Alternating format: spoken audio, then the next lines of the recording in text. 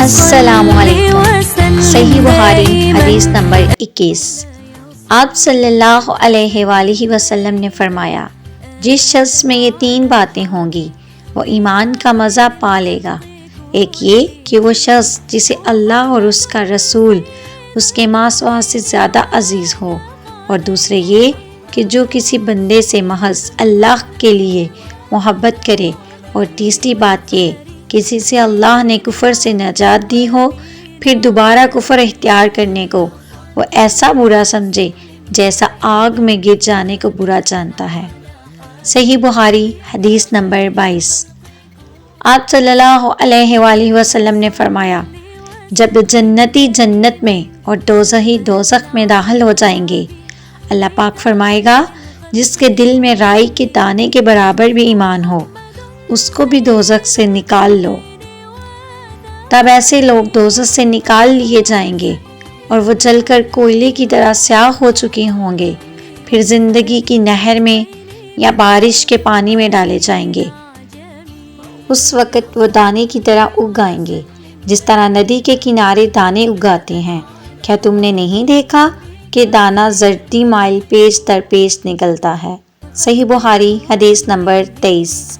رسول اللہ صلی اللہ علیہ وآلہ وسلم نے فرمایا کہ میں ایک وقت سو رہا تھا، میں نے خواب میں دیکھا کہ لوگ میرے سامنے پیش کیے جا رہے ہیں اور وہ کرتے پہنے ہوئے ہیں، کسی کا کرتا سینے تک تھا اور کسی کا اس سے نیچے۔ پھر میرے سامنے عمر بن خطاب لائے گئے، ان کے بدن پر جو کرتا تھا اسے وہ گھسیٹ رہے تھے، یعنی ان کا کرتا زمین تک نیچے تھا۔ صحابہ رضی اللہ عنہ نے پوچھا کہ یا رسول اللہ، اس کی کیا تعبیر ہے؟ آپ صلی اللہ علیہ وآلہ وسلم نے فرمایا کہ اس سے دین مراد ہے۔ صحیح بخاری حدیث نمبر 25۔ رسول اللہ صلی اللہ علیہ وآلہ وسلم نے فرمایا، مجھے اللہ کی طرف سے حکم دیا گیا ہے کہ لوگوں سے جنگ کرو اس وقت تک کہ وہ اس بات کا اقرار کر لیں کہ اللہ کے سوا کوئی معبود نہیں ہے، اور یہ کہ محمد صلی اللہ علیہ وآلہ وسلم اللہ کے رسول ہیں، اور نماز ادا کرنے لگے اور زکوٰۃ دیں۔ جس وقت وہ یہ کرنے لگیں گے تو مجھ سے اپنے جان و مال کو محفوظ کر لیں گے، سوائے اسلام کے حق کے۔ رہا ان کے دل کا حال تو ان کا حساب اللہ کے ذمے ہے۔ صحیح بخاری حدیث نمبر 26۔ رسول اللہ صلی اللہ علیہ وآلہ وسلم سے دریافت کیا گیا کہ کون سا عمل سب سے افضل ہے؟ آپ نے فرمایا، اللہ اور اس کے رسول پر ایمان لانا۔ کہا گیا، اس کے بعد کون سا؟ آپ نے فرمایا کہ اللہ کی راہ میں جہاد کرنا۔ کہا گیا، پھر کیا ہے؟ آپ نے فرمایا، حج مبرور۔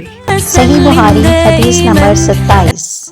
رسول اللہ صلی اللہ علیہ وآلہ وسلم نے چند لوگوں کو کچھ عطیہ دیا اور ساتھ وہاں موجود تھے۔ وہ کہتے ہیں کہ رسول اللہ صلی اللہ علیہ وآلہ وسلم نے ان میں سے ایک شخص کو کچھ نہ دیا، حالانکہ وہ ان میں سے مجھے سب سے زیادہ پسند تھا۔ میں نے کہا، حضور آپ نے فلاں کو کچھ نہ دیا، حالانکہ میں اسے مومن گمان کرتا ہوں۔ آپ نے فرمایا، مومن یا مسلمان؟ میں تھوڑی دیر چپ رہ کر پھر پہلی بات دہرانے لگا۔ حضور صلی اللہ علیہ وآلہ وسلم نے بھی دوبارہ وہی جواب دیا۔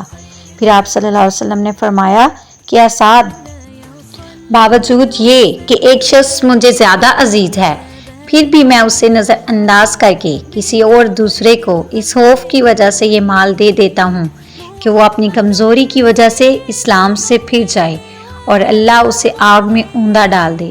صحیح بخاری حدیث نمبر 28۔ ایک آدمی نے رسول اللہ صلی اللہ علیہ وآلہ وسلم سے پوچھا، کون سا اسلام بہتر ہے؟ آپ صلی اللہ علیہ وآلہ وسلم نے فرمایا کہ تو کھانا کھلائے اور ہر شخص کو سلام کرے، ہوا تو اسے جانتا ہو یا نہ جانتا ہو۔ صحیح بخاری حدیث نمبر 29۔ حضرت صلی اللہ علیہ وآلہ وسلم نے فرمایا، مجھے دوزخ دکھائی گئی تو اس میں زیادہ تر عورتیں تھیں جو کفر کرتی تھیں۔ کہا گیا، حضور کیا وہ اللہ کے ساتھ کفر کرتی ہیں؟ آپ صلی اللہ علیہ وآلہ وسلم نے فرمایا کہ خاوند کی ناشکری کرتی ہیں اور احسان کی ناشکری کرتی ہیں۔ اگر تم عمر بھر ان میں سے کسی کے ساتھ احسان کرتے رہو، پھر تمہاری طرف سے کبھی کوئی ان کے خیال میں ناگواری کی بات ہو جائے تو فوراً کہہ اٹھیں گی میں نے کبھی تجھ سے کوئی بھلائی نہیں دیکھی۔ صحیح بخاری حدیث نمبر 30۔ حضرت صلی اللہ علیہ وآلہ وسلم سے سنا ہے، آپ فرماتے تھے جب دو مسلمان اپنی اپنی تلواریں لے کر بٹ جائیں تو قاتل اور مقتول دونوں دوषی ہیں۔ میں نے عرض کیا یا رسول اللہ، قاتل تو خیر ضرور دوشی ہونا چاہیے، مقتول کیوں؟ فرمایا وہ بھی اپنے ساتھی کو مارنے کی حرص رکھتا تھا، موقع پاتا تو اسے ضرور قتل کر دیتا، دل کے عزم صمیم پر وہ دوشی ہوا۔ جزاک اللہ۔